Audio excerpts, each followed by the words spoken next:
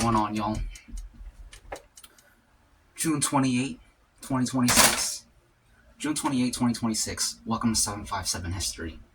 Today, we have mashed taters with garlic powders. Y'all like mashed taters with garlic powders? Because I do.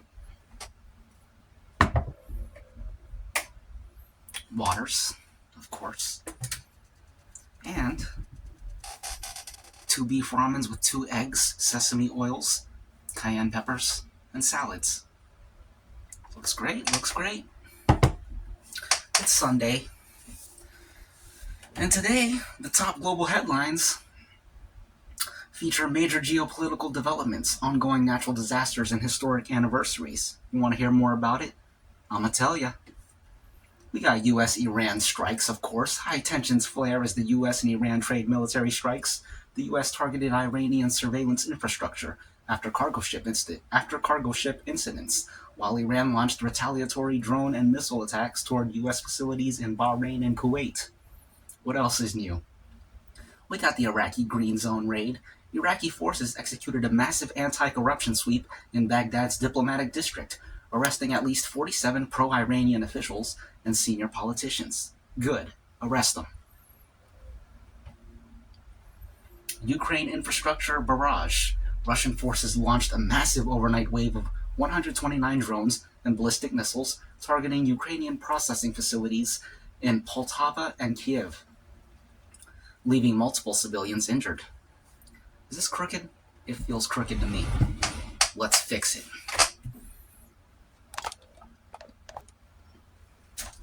Better. Natural disasters and extreme weathers. Venezuela earthquake crisis. The death toll from the catastrophic twin earthquakes has surpassed 1,400 people. Search and rescue operations remain in an intense race against time to pull survivors from the rubble. Record European heat wave. A dangerous heat dome has pushed temperatures above 40 degrees Celsius, or 104 degrees Fahrenheit, across Europe, breaking records in Germany, Denmark, and the Czech Republic. U.S. weather extremes. Wildfires have forced evacuations in Utah, while Kentucky faces a state of emergency due to severe rising floodwaters. U.S. politics and legal updates. Supreme Court ruling. Public attention turns toward the final days of the U.S. Supreme Court term following major wins for the Trump administration that tighten the southern border asylum access and end certain temporary protected statuses. State education mandates. Legal challenges are expected in Texas following a new statewide mandate requiring schools to teach the Bible across all grade levels. That's depressing. Culture and historical anniversaries. Stonewall Uprising anniversary. Today marks the 57th anniversary of the 1969 Stonewall riots in New York City, celebrated globally as the catalyst for modern LGBTQ+ pride movements. No one cares. Let's eat a little bit.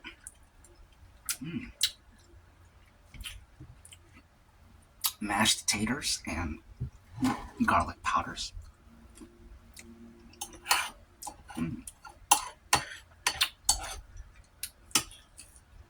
That's a good mashed tater.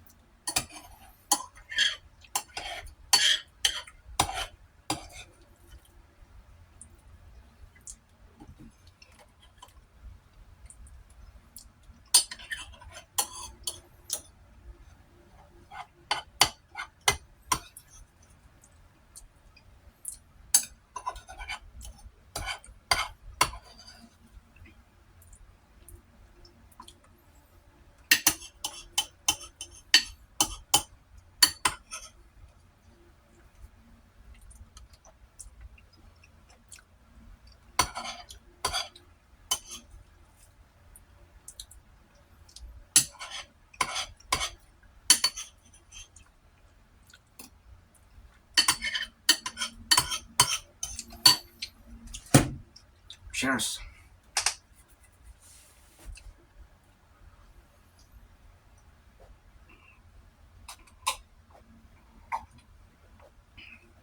We got one game of World Cup today.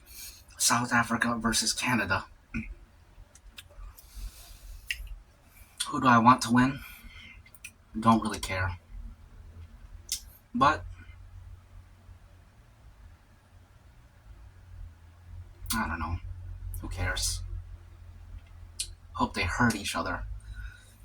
Hurt each other's players. Take them out of the future games.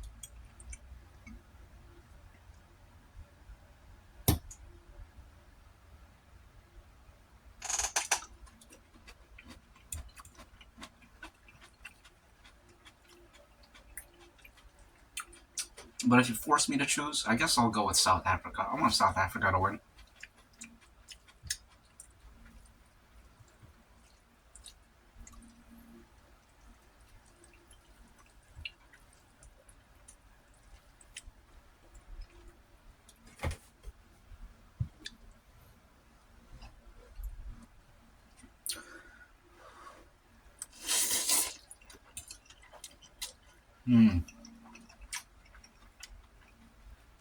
I put sesame oil in there. Absolutely delicious.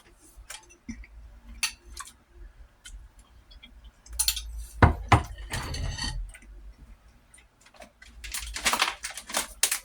might have to eat some of these. If you've never had some garlic mashed potatoes as a side to your sesame oil egg ramen, try it sometime. That's a great combo right there. They actually do complement each other, which I wasn't expecting.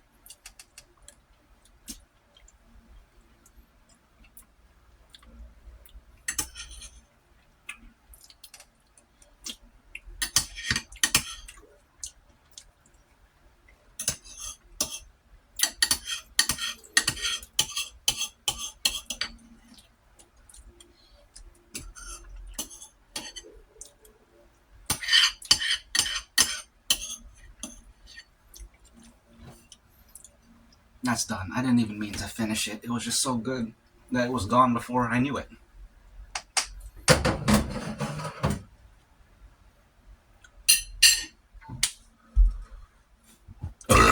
Excuse me. Do y'all watch WNBA? Every now and then I'll check in on a game, but I typically don't watch. It's not my normal. Sometimes I'll check it out. I just said that, but yeah. Because you hear about it, like commercials, ads, different promotional things. You hear about Caitlin Clark, Angel Reese. Those are the two main ones. Excuse me. Excuse me. So, because of the popularity of them, sometimes it will pull me to watching a game. Or I've never really watched the full game, I don't think, but I'll tune in sometimes. If you watch sports, you know how it is. You throw it on. It doesn't necessarily mean you watch from start to finish, although maybe you might. Who knows? Usually, it's just you have it on. You take a look at what's going on, watch a play or two, and then you go do some other stuff. And you look back, check the score, maybe watch a play or two, and then you go, you just keep checking back. And that's how you watch the game.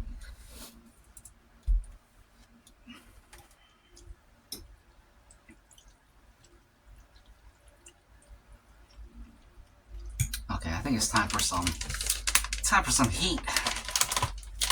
Dang, it's only been 13 minutes. I feel like I've been sitting here forever. That's good. More time to spend with y'all.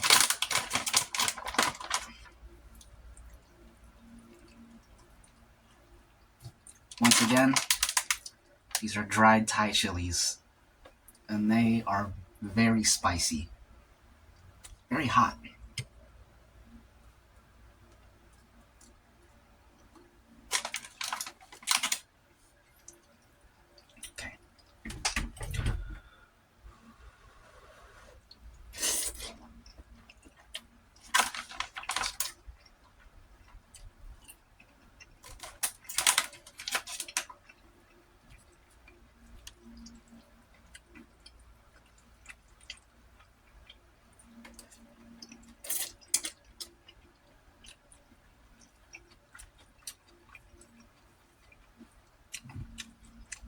That's what I call flavor.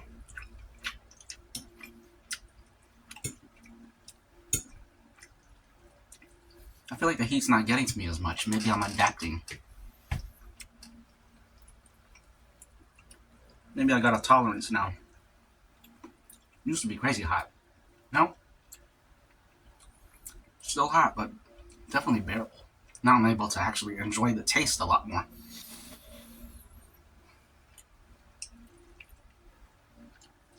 Still the same effect on my snot and sweat glands, my nose running glands and my sweat glands, but I don't feel the same. Just, it's not like that anymore. Who knows? Maybe it's just because I'm eating this at the same time. We'll have to run more tests.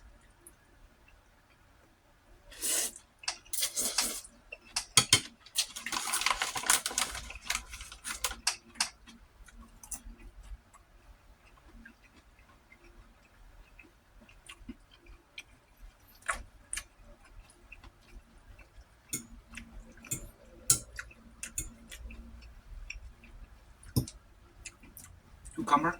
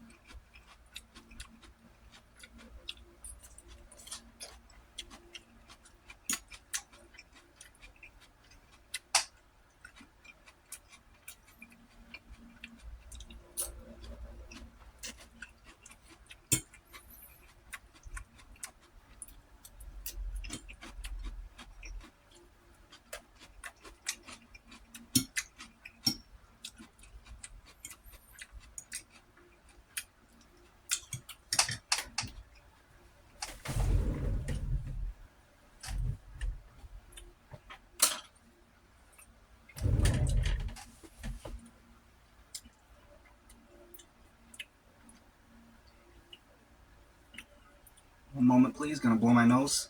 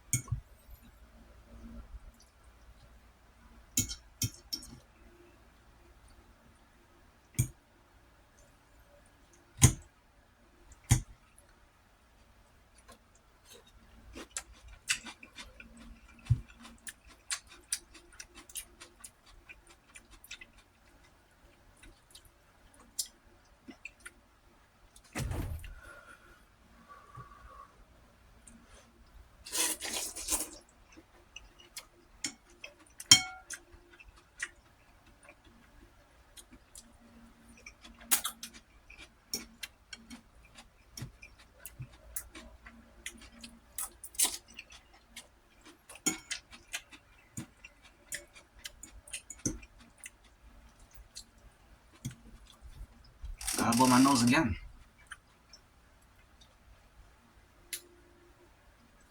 One moment, please.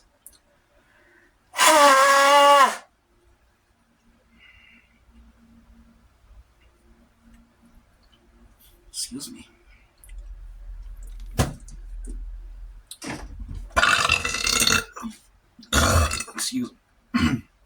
Excuse me. Have y'all heard of Alcuin of York? He was an Anglo-Saxon scholar / theologian from the 700 AD. He revolutionized the education system under Charlemagne, the Holy Roman Emperor.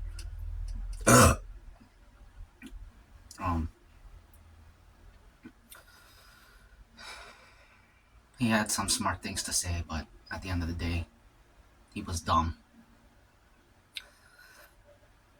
Kind of like all the philosophers of old.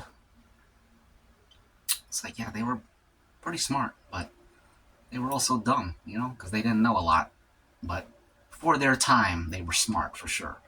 Even for our time, they would have been smart. It's just, people are multidimensional in that way.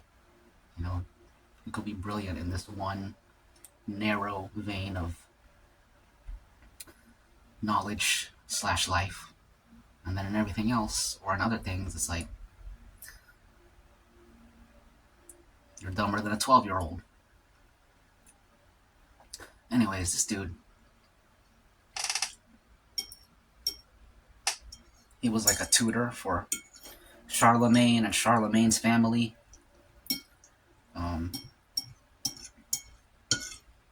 Back in the day, have you ever seen old medieval writings? How it's just a bunch of letters. It goes all the way back to Greek times. How they didn't have spaces between letters. They didn't have punctuation. They just write everything out. It seems like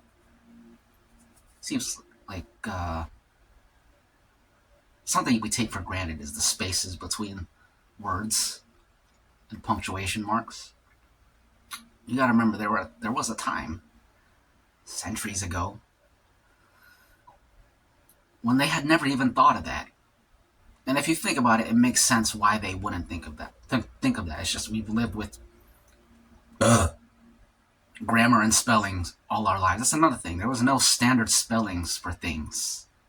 You just spell it however you think it should be spelled. Another person reads it, and like, okay, I know what he's saying. It's kind of funny how it's come full circle. Now internet speak and texting kind of brought us back to that. People don't use punctuations. People misspell everything. And, we're going back to the times of Greece when they didn't use those things. But anyways, Alcuin of York, he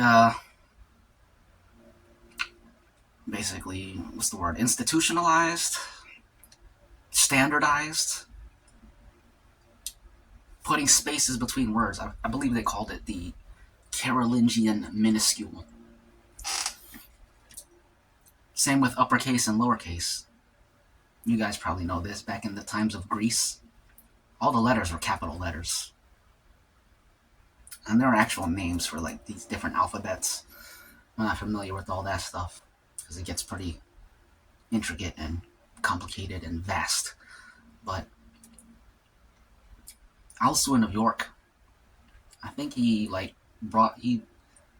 came up with the idea of uppercase and lowercase letters, or at least he standardized them throughout the area where Charlemagne was ruling. So that was cool. That was good. He revolutionized the education system. He also revolutionized the theology of the time. Charlemagne, he became Christian. There's a whole story. I'm going to skip over the story, but he became Christian, and then he made Christianity the national, what do they call it? Nationalization? He nationalized the religion. And he's largely responsible for the spread of Christianity, at least throughout the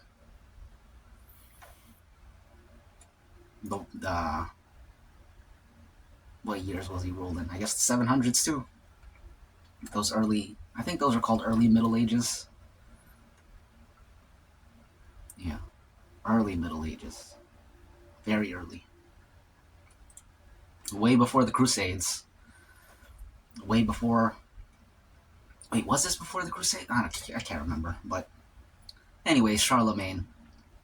He's the Holy Roman Emperor. And at the time, before Alcuin of York, he had. He had.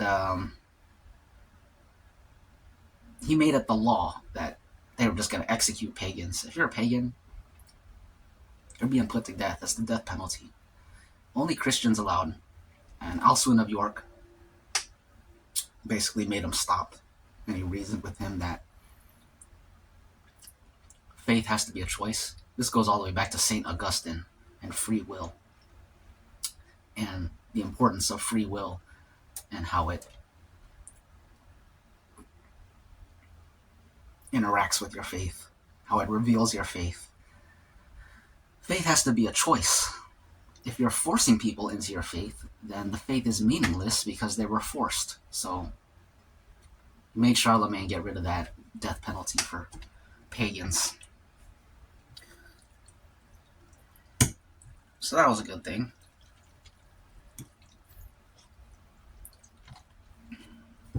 Anyways, why'd I bring him up? Oh, because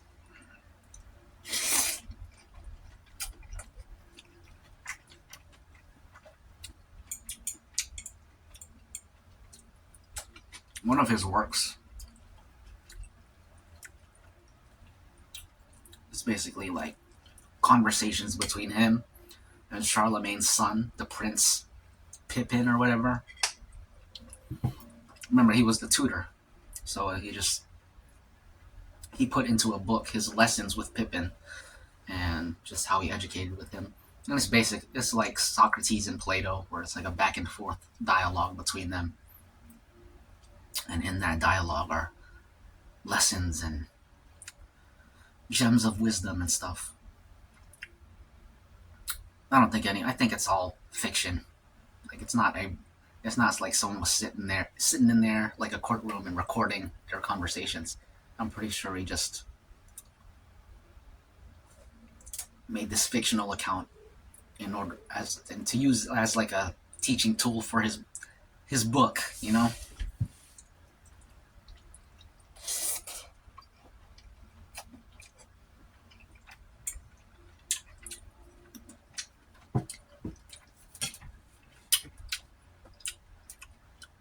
They're like quick back and forth, like short little bits.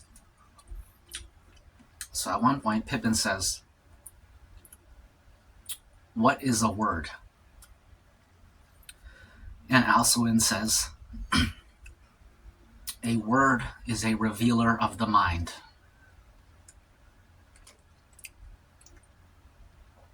So I was just thinking about that.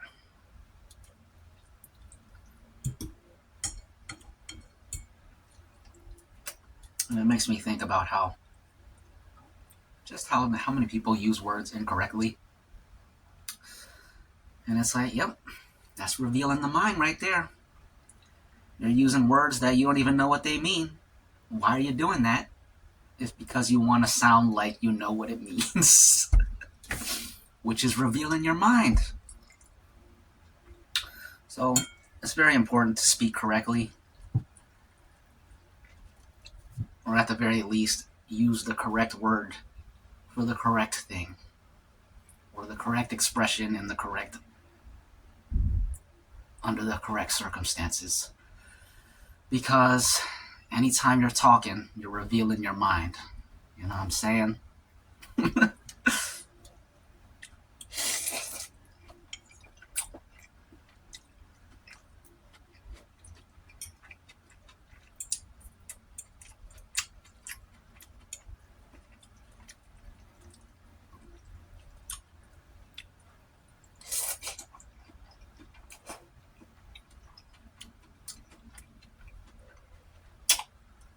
That resonates deeply with me.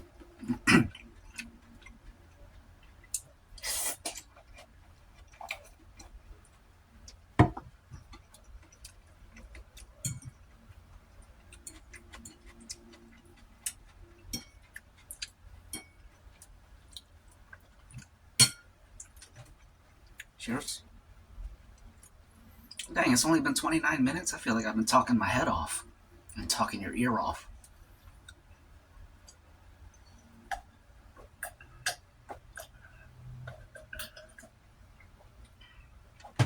That's good.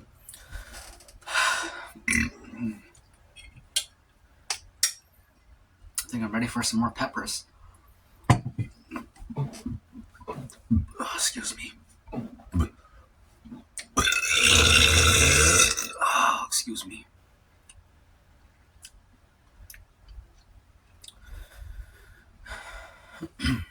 Charlemagne was a Roman Catholic. So was Alcuin. At the time, they were all Roman Catholics. There was no millions of denominations until the Great Schism, started by Martin Luther. So, one of the things that Catholics can boast is that they are the original. They can trace their lineage all the way back to Christ and Saint Peter, the first pope. But that's about it. Well, the history is still interesting, no matter what you believe. And the history, if you know how to properly assess history, it should enlighten your beliefs too, but it doesn't for a lot of people.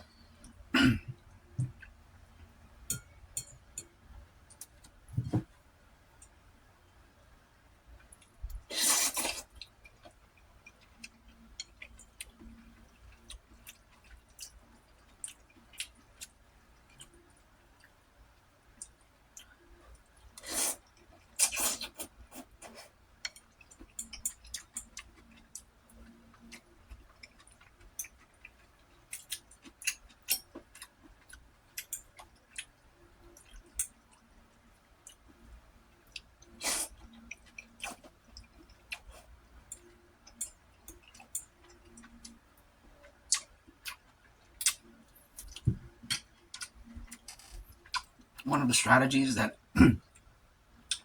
literally every single missionary used with the spread of Christianity is they would examine the beliefs of the indigenous peoples of other places. And these missionaries would write letters to their bishops or their cardinals, basically explaining, like, here's the situation on the ground, here's what these people are about, here's what their indigenous beliefs are. And they would discuss, how can we put a spin on the indigenous beliefs to weasel our beliefs in there and basically show these people, this thing that y'all believe, this is actually the thing that we believe. You see? And then, yeah, that's what they did. It's very sad. And that's a known thing from both sides.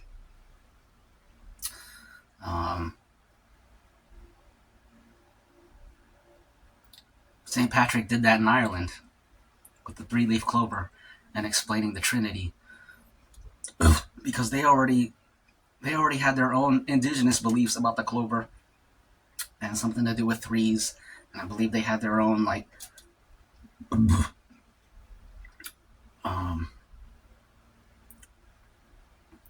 a theme of 3 in their beliefs. And St. Patrick said, hey, that thing y'all believe, that's actually the 3 persons in one God. You got God the Father, God the Son, and the Holy Spirit. And it's not that y'all are wrong, it's incomplete. And I'm here to show you the complete truth. And they're just like, oh yeah? Guys, listen to this guy. He knows what he's talking about. He has absolutely no idea what he's talking about. And now, they are severed from their they're severed from their ancestral, the heart of the people. It's completely gone now. Same with like a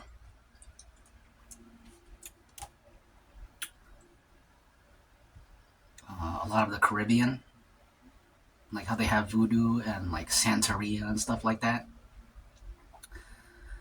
It's like a mishmash of like Christianity meshed into the indigenous stuff. Mexico, they got a lot of that too.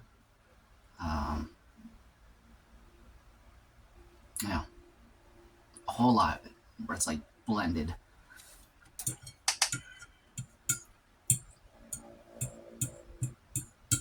And it's by design.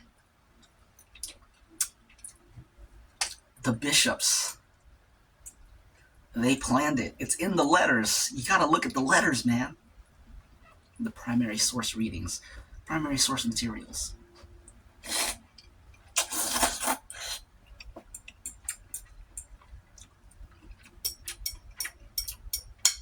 They did that in the Philippines too. They did it everywhere, basically.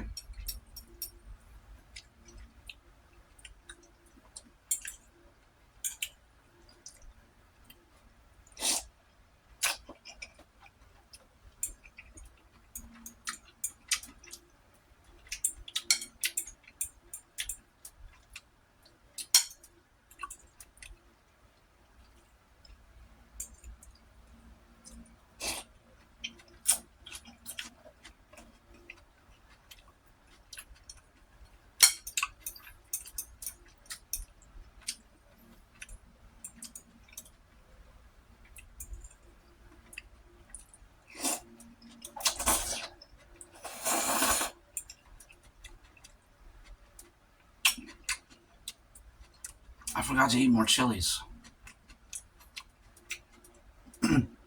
Might be too late now.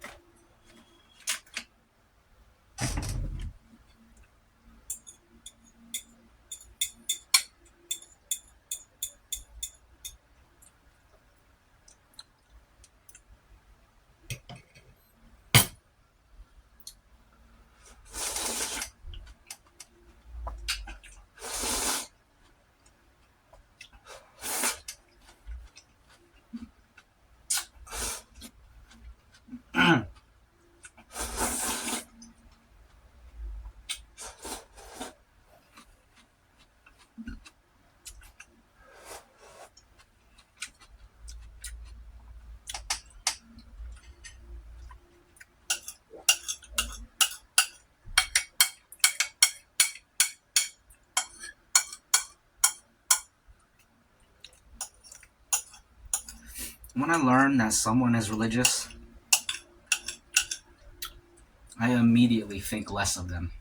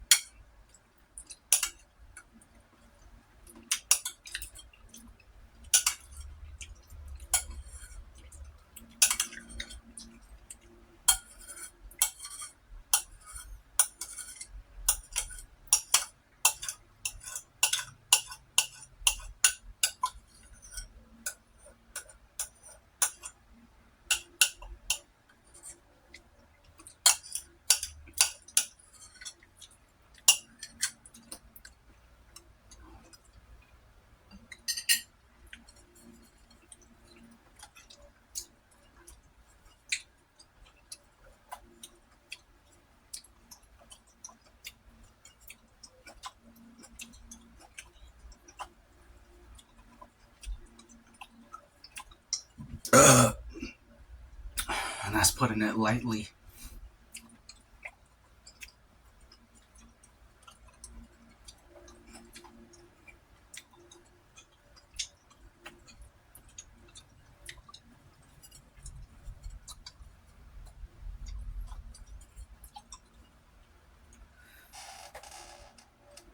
that's that.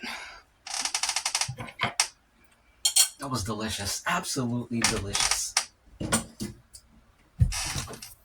We got water. We got coffee. And we got something to blow my nose. One moment, please.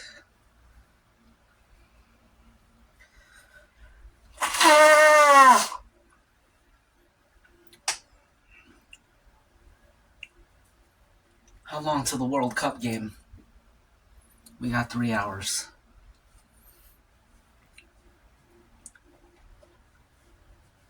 Not that we're going to be sitting here for 3 hours. Although that would be pretty cool, but ain't enough space on the hard drive.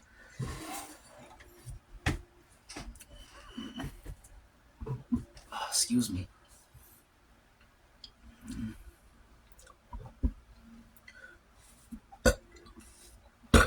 Excuse me.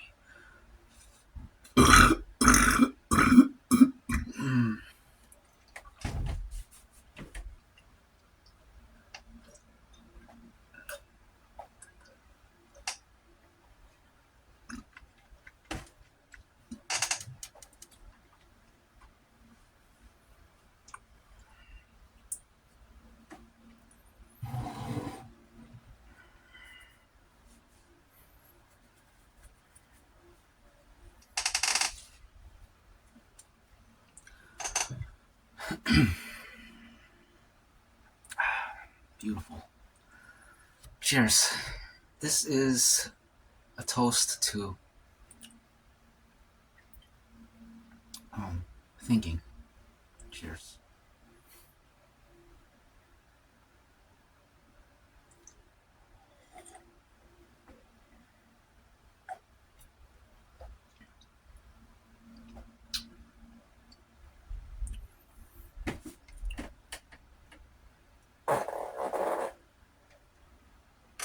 Excuse me.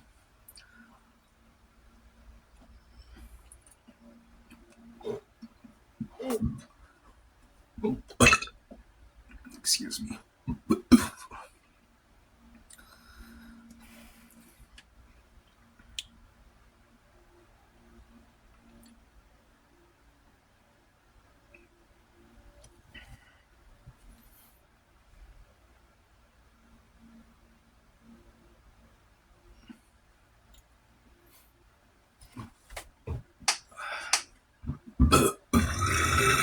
Excuse me.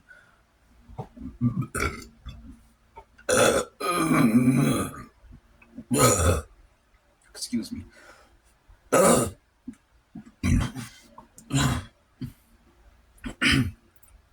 Excuse me.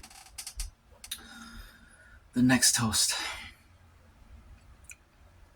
for this World Cup game, Canada versus South Africa. May the best team win. Cheers.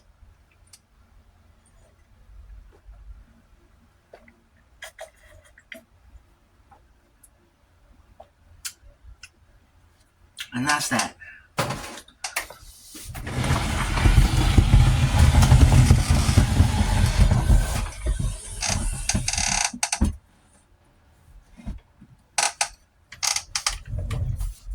That was a great meal, a great mukbang. Y'all have been great company. Y'all have been great listeners. And I hope y'all enjoy the rest of your great weekend. I hope you have a great weekend, whatever's left of it. And have a great life too, whatever's left of it, which isn't much. Bah! Gotcha! Reptile.